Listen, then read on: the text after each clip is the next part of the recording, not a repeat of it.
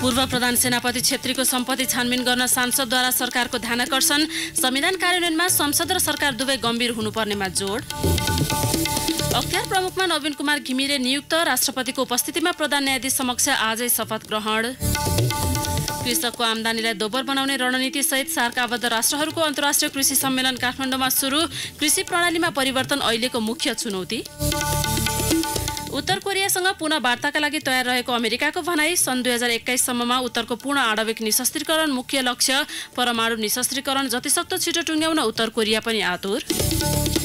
र विश्व 2020 एसिया छनौटका लागि नेपाली क्रिकेट टोलीको प्रशिक्षण सुरु। अन्तिम टोलीको छिनोफानो केही दिनमै। नमस्कार, कान्तिपुर डायरीका साथमा साथी रमेश र म प्रतीक्षा। सुरु गरौँ मुख्य प्रसङ्गबाट। सांसदहरूले निवर्तमान प्रधान सेनापति राजेन्द्र छेत्रीको सम्पत्तिमाथि प्रश्न उठाउँदै तत्काल छानबिन गर्न माग गरेका छन्। प्रतिनिधि सभाको आजको बैठकमा बोल्दै नेकपाका सांसद हृदय त्रिपाठीले छेत्रीबारेका नकारात्मक समाचार एकपछि अर्को गर्दै मिडियामा आइरहेको भन्दै गम्भीरताका साथ छानबिन प्रक्रिया अघि बढाउन सरकारको ध्यानाकर्षण गराउनुभयो। भर्खरै निवर्तमान हुनुभएका प्रधान सेनापति राजेन्द्र छेत्रीको विषयमा पत्र पत्रिकाले उहाँको सुन्दर फोटो सहित कुरूप करतुतको विषयमा धेरै लेखिसकेका छन्। यसको एक मात्रै कारण के हो भने सेनालाई व्यवसायिक या हामी विभिन्न व्यापारमा संलग्न गराउने हो भने सेनाको छवि, मर्यादा र क्षमतामा ह्रास आउनेछ र त्यसको समग्र मार देशले भोग्नु पर्नेछ। सभाको महत्त्व। त्रिपाठीले बाराको निजगढ अन्तर्राष्ट्रिय विमानस्थलको विस्तृत परियोजना प्रतिवेदन DPR नबनाई रुख कटानको काम सुरु नगर्न समेत सरकारको ध्यानाकर्षण गराउनुभयो। यस्तै नेपाली कांग्रेसका सांसद उमाकान्त चौधरीले निजगढ विमानस्थलको लगानीको सुनिश्चितता गरेर मात्र निर्माण कार्य अगाडि बढाउन सरकारसँग माग गर्नुभयो। विमानस्थल निर्माणका लागि हचुवामा रुख कटानी नगर्न उहाँको भनाइ थियो। वृक्षारोपण कुन क्षेत्रमा कहाँ गरिन्छ कि कागजमा मात्रै सीमित गर्ने हो? त्यस क्षेत्रका किसानहरूको लागि यो जंगल पानीको मुहान हो, सिंचाइको मुहान हो। जंगल कटान भएपछि यदि पानीको मुहान रोकियो भने त्यसको वैकल्पिक सिंचाइको व्यवस्था सरकारले के गर्दैछ कि मरुभूमि बनाउने हो? लाखौं रुख कटान हुँदा त्यस क्षेत्रको वातावरणमा पर्ने प्रभाव र न्यूनीकरणका लागि सरकारबाट के पहल भइराखेको छ? यस्तै सत्तारूढ दलका सांसद महेश बस्नेतले कञ्चनपुरकी 13 वर्षीय बालिकाको हत्याराको पहिचान गरी कारबाहीको दायरामा ल्याउन सरकार लागि परेको बताउँदै यसलाई प्रतिपक्षी दलले सरकारको असफलतासँग तुलना गर्न नहुने तर्क गर्नुभयो।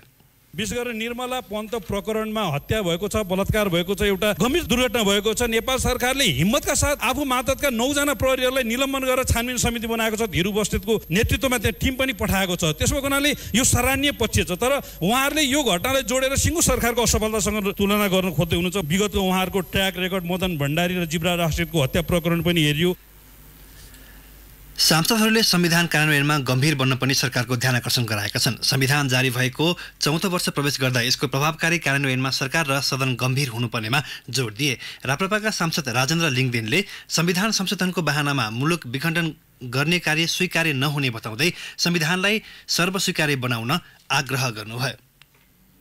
संविधानसँग असहमत राख्न पाउने संविधान भित्रकै व्यवस्था हो। संविधान गीता बाइबल र कुरान होइन, त्यो असंशोधनीय चिज होइन। संशोधन हुन सक्छ, तर संविधान संशोधनको नाममा राष्ट्र विखण्डनको आवाज, राष्ट्र विखण्डनको कुरा कुनै पनि हालतमा स्वीकार्य हुन सक्दैन। र म त्यस्तो कुराको निन्दा र भत्सना गर्न चाहन्छु। र सरकारको सुरक्षा अङ्गको रोबरमा सरकारको सुरक्षा अङ्ग साँची बसेर राष्ट्र विखण्डनको नारा लाग्नु त्यो हाम्रो लागि सही होइन, निन्दनीय छ। र यो सामान्य कुरा होइन। संसद र सरकारको र सबै राजनैतिक दलहरूको ध्यान आकर्षण गर्न चाहन्छु।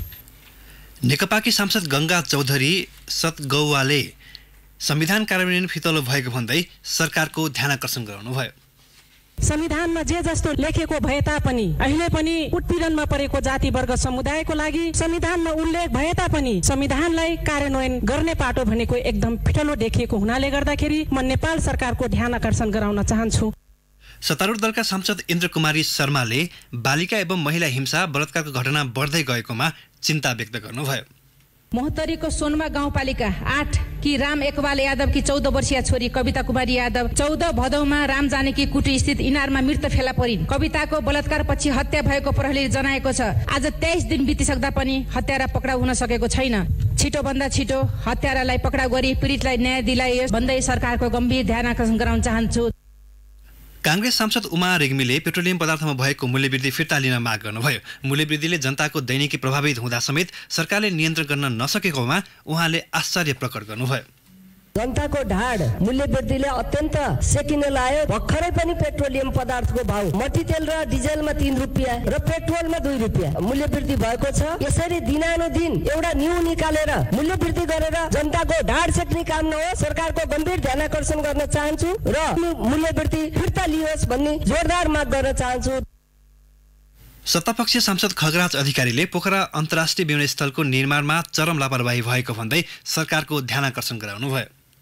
फिलिङ गरिएको ठाउँमा कुनै जाँच नगरिकन त्यहाँ खनिएका ग्राभलहरू नै लाँदै पुर्दै गरिएकोले यसको गुणस्तरीयतामा चुनौती उपस्थित भएको छ। सम्झौता अनुसार भएको छैन। त्यसका साथै त्यहाँको परियोजना हेर्ने राष्ट्रिय गौरवको आयोजना प्रमुखको क्रियाकलापले त्यहाँका कार्यरत कर्मचारी र जनप्रतिनिधि आजित भएको कुरा बारम्बार उठिरहेको छ। सम्बन्धित पक्षले गम्भीरतापूर्वक ध्यान दियोस्। यसैबीच प्रतिनिधि सभाको आजको बैठकले शान्ति विश्वविद्यालय स्थापना गर्ने सम्बन्धी अन्तर्राष्ट्रिय सम्झौतामाथि सामान्य छलफल गरियोस् भन्ने प्रस्तावलाई सर्वसम्मतिले स्वीकृत गरेको छ। परराष्ट्र मन्त्री प्रदीप गेवालीको तर्फबाट गृहमन्त्री रामबहादुर थापाले प्रस्तुत गर्नुभएको सम्झौता सम्बन्धी प्रस्तावलाई संसदले सर्वसम्मतिले स्वीकृत गरेको हो। यस्तै आजको बैठकले प्रतिनिधि सभा र राष्ट्रिय सभा अन्तर्गतका संयुक्त समिति सभापतिको निर्वाचन आगामी आइतबार गर्ने तय गरेको छ। आजै बसेको राष्ट्रिय सभाको बैठकले संयुक्त समितिमा रहने सदस्यको नामावली हेरफेर गरी सभापतिको निर्वाचन को विषयमा जानकारी गराएको थियो। प्रतिनिधि सभाको अर्को बैठक आगामी मंगलबार दिउँसो 2 बजेसम्मका लागि स्थगित भएको छ भने राष्ट्रिय सभाको अर्को बैठक आगामी आइतबार बिहान 11 बजेका लागि बोलाइएको छ।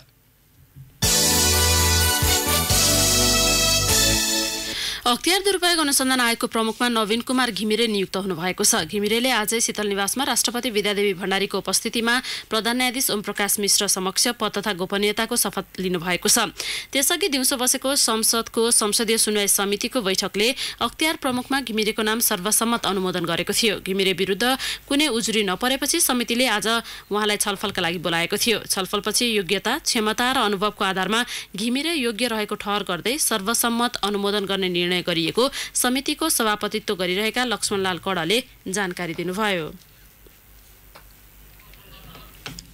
संघीय संसदको संयुक्त बैठक र संयुक्त समिति कार्य संचालन नियमावली 2075 को नियम 26 को उपनियम 5 बमोजिम उक्त पद को लागि प्रस्तावित श्री नवीन कुमार घिमिरेको नाम सर्वसम्मतिले अनुमोदन गर्ने निर्णय गरियो।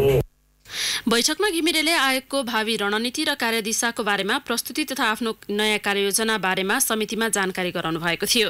सांसदले उठाएका जिज्ञासाको जवाफ दिँदै आयुक्त घिमिरेले अख्तियार दुरुपयोग अनुसन्धान आयोगलाई विवाद रहित बनाउने, आयोगको कामप्रति प्रश्न उठ्न नदिने प्रतिबद्धता जनाउनु भएको थियो। विगतका पृष्ठभूमिहरूबाट सिक्ने नै हो ताकि आगामी दिनमा त्यस्ता फेरि विवादका कुराहरू पुनरावृत्ति भएर नजाउन् र आयोग आफूलाई स्थापित गर्ने, आयोग आफ्नो गरिमालाई र प्रतिष्ठालाई स्थापित गरेर अझ अगाडि सक्षम रूपमा अगाडि बढ्न सकोस् भन्ने कुराको मार्ग निर्धारण गर्ने विषय नै हो। त्यो बारेमा आफ्नो सजगता रहनेछ र अनुसन्धानलाई तथ्यपरक बनाएर गइनेछ भन्ने मलाई लाग्छ। नेपाली जनताले प्रश्न उठाउनु पर्ने खालको कुनै पनि क्रियाकलापमा आयोग संलग्न भएको छैन भन्ने कुरा चाहिँ म निवेदन गर्न पनि चाहन्छु। आगामी दिनमा पनि आयोगको नियतमा प्रश्न उठ्ने गरी कुनै पनि कुराहरू उपस्थित नहोस् भन्ने कुरामा मेरो सजगता, आयोग परिवारको सजगता चाहिँ रहनेछ। त्यो मेरो प्रतिबद्धता पनि हो। घिमिरेले अख्तियारलाई व्यक्ति होइन पद्धतिले चलाउने बताउनुभयो। आफू र आयोग भ्रष्टाचार निर्मूल पार्न प्रतिबद्ध रहेको उहाँको भनाइ थियो।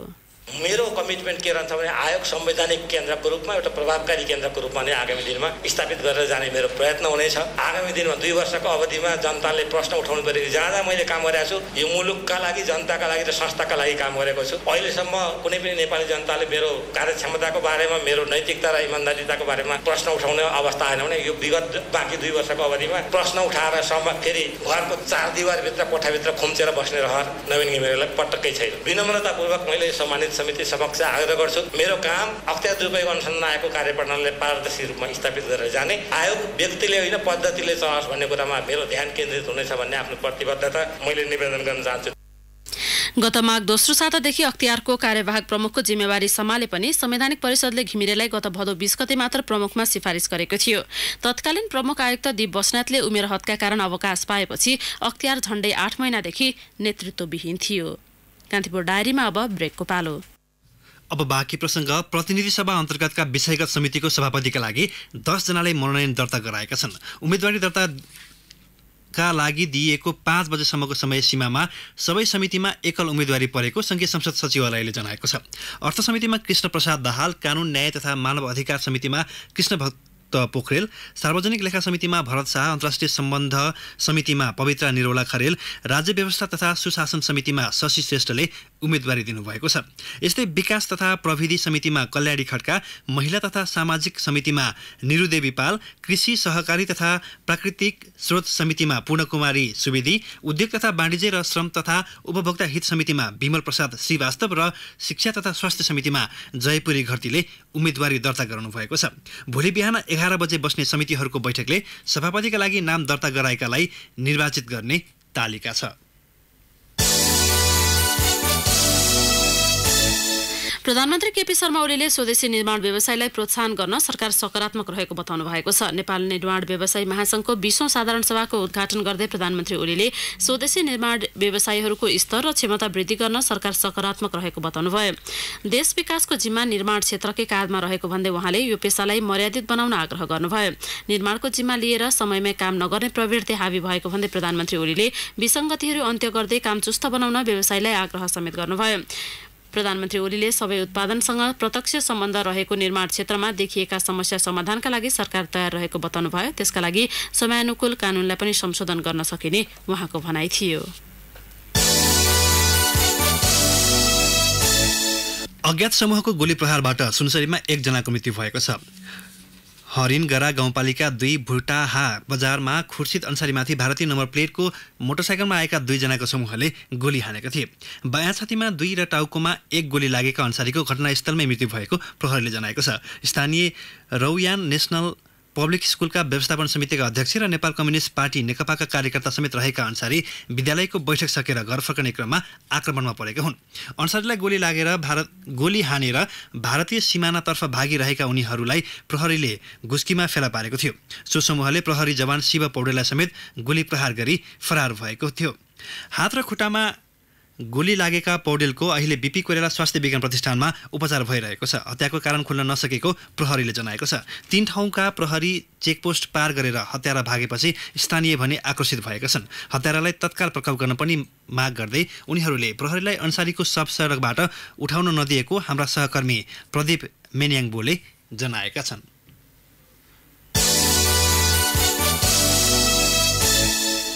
बढ्दो हिंसा र बलात्कारका घटनाको तत्काल प्रतिकारको लागि किशोरीहरू समूह नै बनाएर तालिम लिन थालेका छन्। महिला हिंसाबारे चेतना जगाउने र पर्याय प्रतिकार गर्ने उद्देश्यले सञ्चालित तालिममा आफूमाथि आक्रमण भए कसरी तत्काल उम्किन सकिन्छ भन्ने सिकाउने गरिएको छ। राजधानीमा बुधबार त्यस्तै दृश्य देखियो, जहाँ आत्मरक्षा सम्बन्धी तालिम लिन उनीहरू निकै जोस जाँगरका साथ लागेका थिए। धेरै सानो बेला हो होइन, मेल टिचर हुनुहुन्थ्यो अनि पनिसमेन्ट दिएकोमा होइन ड्रेस खोला लाउने, त्यो त यस्तो टच गर्ने कि त्यो पार्ट नै टच गर्ने के। अँध्यारो थियो होइन, जाडो महिनाको टाइममा त्यो अँध्यारो हुने बिहान पछाडिबाट एउटाको मान्छे होइन अँध्यारोमा यस्तो गरेर यस्तरी अठायो कि। सार्वजनिक यातायात होस् वा खुला बाटोमा नै किन नहोस्, कुनै न कुनै किसिमबाट हिंसा भोगेका यी किशोरीहरूलाई अब भने प्रतिकारमा उत्रनु पर्छ भन्ने लागेको छ। हिंसाबाट तत्काल जोगिन एउटा मात्रै उपाय प्रतिरक्षा भएकाले उनीहरूले निकै जोस जाँगरका साथ तालिम लिएका छन्।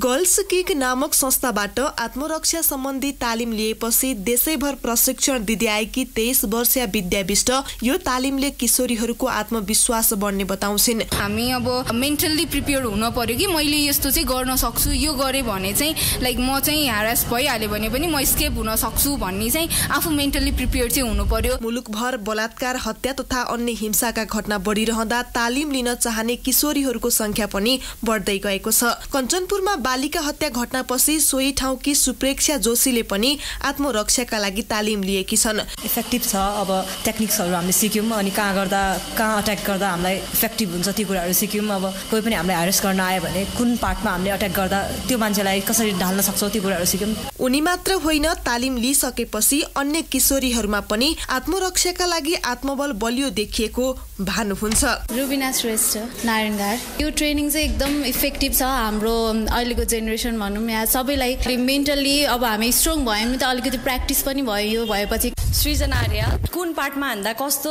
उनीहरूलाई असर पर्छ भन्ने थाहा भयो। एउटा चाहिँ मेन सेन्ट्रल पार्ट छ, उनीहरूलाई चाहिँ त्यहाँ हानेपछि उनीहरू घायल हुन्छ। कुनै सङ्घ संस्था मार्फत नभई किशोरी तथा महिलाहरू आफैले योजना बनाई सामाजिक सञ्जाल मार्फत समूह गठन गरी तालिम लिने दिने गरेका हुन्। तालिमको संयोजन गरेकी दृष्टि अर्याल पछिल्लो समय बलात्कार तथा यौन शोषणका घटना बढिरहँदा किशोरीहरूलाई आत्मरक्षाका लागि तयार बनाउन तालिमको आवश्यक ठानेको बताउँछिन्। यो जुन रेप केस एकदम धेरै बढिरहेको छ, एउटा इन्डिभिजुअलले यो ट्रेनिङ लिइसकेपछि भोलि उसलाई चाहिँ के ह्यारासमेन्ट भयो भने त्यहाँ सिकाइने केही स्टेपहरू अन द स्पोट उसले अप्लाई गर्न सक्यो र जस कारणले गर्दाखेरि चाहिँ केही हदसम्म चाहिँ प्रतिरोध गर्न सक्यो। नेपालमा वर्षेनी 946 जना बलात्कारको शिकार हुने गरेको प्रहरीको तथ्याङ्क छ।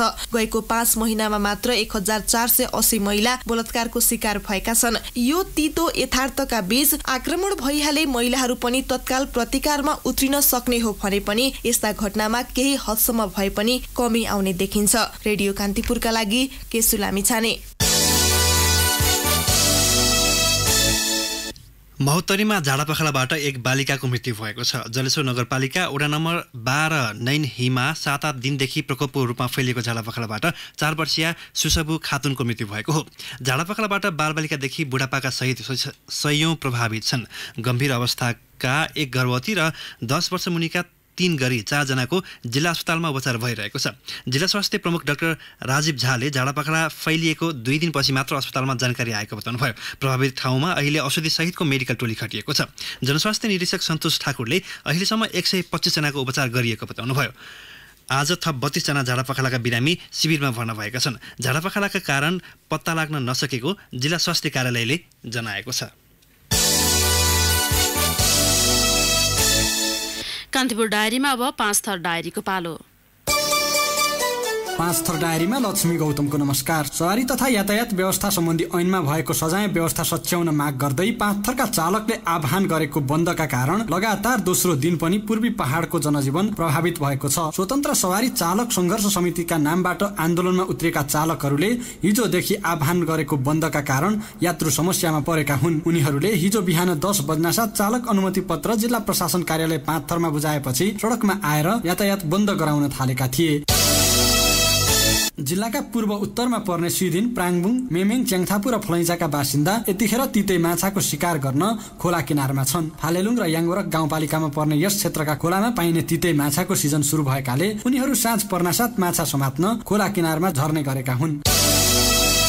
5 थरमा बलात्कारको अभियोगमा 2 जना जेल चलान भएका छन्। जिल्ला न्यायाधीश मनोज कुमार केसीको इजलासले उनीहरूलाई दोषी प्रमाणित गर्दै जरिवाना सहित जेल सजाय सुनाएको हो। जेल सजाय सुनाइएका मध्ये 1 जना जिल्लाको फालेलुङ गाउँपालिका वडा नम्बर 8 का बुद्धि केरुङ छन्। उनले 73 साल मङ्सिर 20 गते स्थानीय बालिकालाई बलात्कार गरेको अभियोग लागेको थियो। चौथो संविधान दिवस 5 थरमा भव्यतापूर्वक मनाइएको छ। जिल्ला समन्वय समितिका प्रमुख संयोजक रहेको मूल समारोह समितिले सदरमुकाम र अन्य स्थानीय तहले आफ्नो अनुकूलमा कार्यक्रम गर्दै यो दिवस मनाएका हुन्। सदरमुकाम फिदिममा हिजो साँझ घर घर र कार्यालयमा दीपावली गर्दै सुरु गरिएको संविधान दिवसमा आज बिहान र्याली निकालिएको थियो। यो सँगै रक्तदान, मैत्रीपूर्ण फुटबल, कारागारका कैदी बन्दी र अस्पतालका बिरामीलाई फलफुल वितरण जस्ता कार्यक्रम गरिएको मूल समारोह समितिका संयोजक विष्णु प्रसाद सापकोटाले जानकारी दिनुभयो। हवस् त 5 थर डायरी आजलाई यति नै। लक्ष्मी गौतम बिदा माग्छु। नमस्कार। 5 थर डायरी पछि कान्तिपुर डायरीमा पुनः ब्रेकको पालो। अब आर्थिक प्रसङ्ग। कृषकको आमदामीलाई दोब्बर बनाउने रणनीति सहित सार्क आबद्ध राष्ट्रहरूको अन्तर्राष्ट्रिय कृषि सम्मेलन काठमाडौँमा आज सुरु भएको छ। प्रधानमन्त्री केपी शर्मा ओलीले सम्मेलनको उद्घाटन गर्नुभएको हो। सो क्रममा प्रधानमन्त्री ओलीले कृषिको विकास बिना आर्थिक समृद्धि हासिल गर्न नसकिने भन्दै नेपालको कृषि प्रणालीमा परिवर्तन अहिलेको मुख्य चुनौती रहेको बताउनुभयो। मुलुकमा 2/3 जनसङ्ख्या कृषिमा आधारित रहेकाले यसको आधुनिकीकरण अहिलेको आवश्यकता रहेको उहाँको भनाइ छ। कुल गृहस्थ उत्पादनमा कृषि क्षेत्रको योगदान वर्षेनी घट्दै गइरहेको उल्लेख गर्दै प्रधानमन्त्री ओलीले आधुनिक प्रविधि मार्फत उत्पादकत्व वृद्धि गर्नुपर्ने बताउनुभयो। कृषिको दिगो विकासका लागि नयाँ प्रविधि, दक्षता र क्षमताको आवश्यकता रहेको उहाँको भनाइ थियो। 4 दिनसम्म चल्ने सम्मेलनमा नवीन र बहुपक्षीय कृषि प्रसार अवधारणा, कृषि व्यावसायीकरण, कृषि उद्यम विकासका लागि कृषि प्रसार रणनीतिहरू सम्बन्धी 4वटा विधामा 85वटा कार्यपत्रहरू प्रस्तुत हुनेछन्। सम्मेलनमा सार्क राष्ट्र आबद्ध नेपाल सहित भुटान, भारत, श्रीलङ्का र बङ्गलादेशका 300 भन्दा बढी कृषि विज्ञ र सरकारी निकायका उच्च अधिकारीले सहभागिता जनाएका छन्। सार्क आबद्ध राष्ट्रमा कृषि उत्पादनमा देखिएका साझा चुनौती, आधुनिक प्रविधिको आदान-प्रदान तथा बजारीकरणमा देखेको समस्याबारे सम्मेलनमा छलफल हुने कृषि विकास मन्त्रालय अन्तर्गतको योजना तथा वैदेशिक सहायता समन्वय महाशाखा प्रमुख एवं सहसचिव योगेन्द्र कुमार कार्कीले जानकारी दिनुभयो।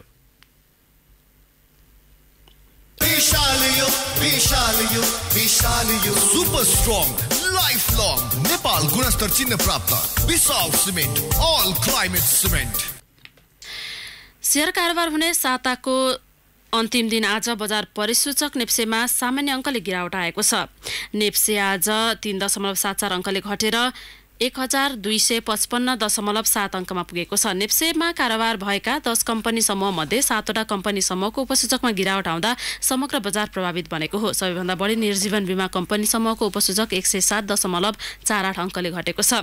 यसै जीवन बीमा कम्पनी समूहको उपसूचक 79.81 अङ्कले घटेको छ। नेप्सेमा आज 167 कम्पनीका 5,966 कारोबारबाट 20,15,829 किता सेयर किनबेच भए, जस अन्तर्गत 55,50,61,502 रुपियाँ बराबरको कारोबार भएको नेपाल स्टक एक्सचेन्जले जनाएको छ।